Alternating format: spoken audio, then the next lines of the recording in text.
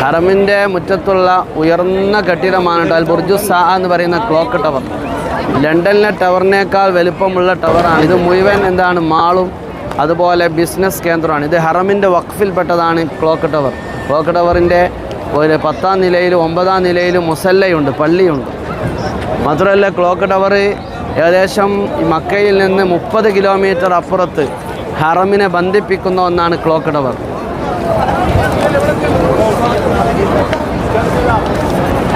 ബൈത്തു സിദ്ദീഖ് റളിയല്ലാഹു അൻഹുവിൻ്റെ വീട് ഈ ബിൽഡിങ്ങിൻ്റെ ഈ ലൊക്കേഷനിലായിരുന്നു. മഹാനായ അബൂബക്കർ സിദ്ദീഖ് റളിയല്ലാഹു അൻഹുവിൻ്റെ വീട് ബൈത്തു സിദ്ദീഖ്.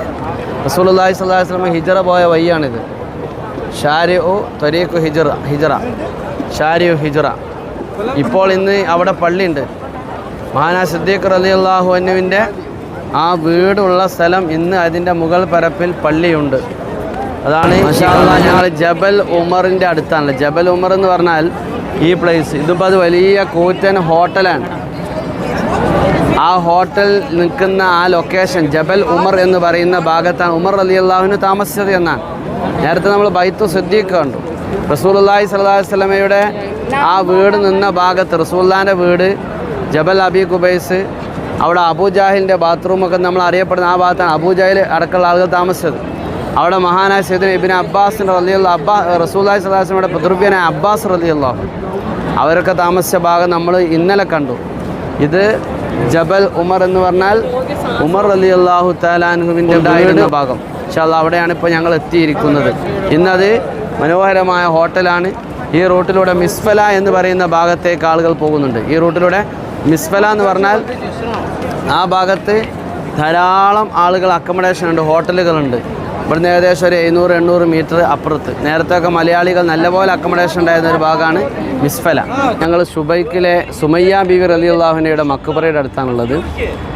മഹദിയാകുന്ന ബീവി സുമയ്യ ഇസ്ലാമിൽ ആദ്യത്തെ രക്തസാക്ഷിണിയാണ്. ഇസ്ലാം വളരെ ആദ്യത്തിൽ തന്നെ പുൽകിയ കുടുംബമാണ് സുമയ്യ ബീവിയുടെ കുടുംബം. അബൂ ജഹൽ എന്ന് പറയുന്ന മക്കയിലെ വളരെ അധികം ദുഷ്ടനായ അബൂ ജഹലിൻ്റെ അടിമയായിരുന്നു സുമയ്യ. അവരുടെ ഭർത്താവ് യാസിറും അവർ ഇസ്ലാം സ്വീകരിച്ചു. മകൻ അമ്മാറും ഇസ്ലാം സ്വീകരിച്ചു. അവർ ഇസ്ലാമിൻ്റെ തൗഹീദിൻ്റെ പേരിൽ വീരമൃത്യു വരിക്കേണ്ട, അതായത് അവർ രക്തസാക്ഷിണിയാവേണ്ട സാഹചര്യം എന്താണെന്ന് ചോദിച്ചാൽ അവരുടെ അചഞ്ചലമായ ഈമാൻ, ആ വിശ്വാസം, ആ തൗഹീദ്, അത് അബൂ ജഹൽ പ്രവൃത്തികളെ വല്ലാതെ ചൊടിപ്പിച്ചു. അങ്ങനെ മഹദി അവറുകളെ അവർ ചുട്ടുപഴുത്ത ഇസ്ലാം ആശ്ലേഷിച്ചതോടുകൂടെ അബൂ ജഹൽ സുമയ്യ ബീവിയെയും കുടുംബത്തെയും അതിക്രൂരമായി പീഡിപ്പിച്ചു. ചുട്ടുപഴുത്ത മണലാരുണ്യത്തിലൂടെ വലിച്ചിയച്ചു.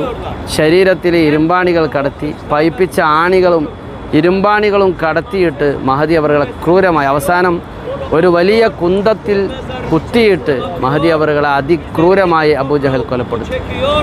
മഹദിയാവുന്ന സുമയ്യ ബീവിയുടെ ഭർത്താവ് യാസിർ റളിയല്ലാഹു അൻഹു, അതേപോലെ തന്നെ അമ്മാർ ഇബ്നു യാസിർ എന്ന് പറയുന്ന അമ്മാർ റളിയല്ലാഹു, അവരൊക്കെ വല്ലാതെ ഈ പീഡനം ഏറ്റുവാങ്ങിയ, അങ്ങനെ ഇസ്ലാമിൻ്റെ പേരിൽ രക്തസാക്ഷിണിയായ ആദ്യത്തെ രക്തസാക്ഷി ധീര വനിത സുമയ്യ റളിയല്ലാഹുവിനെ ഇവിടെയാണ് കിടക്കുന്നത്.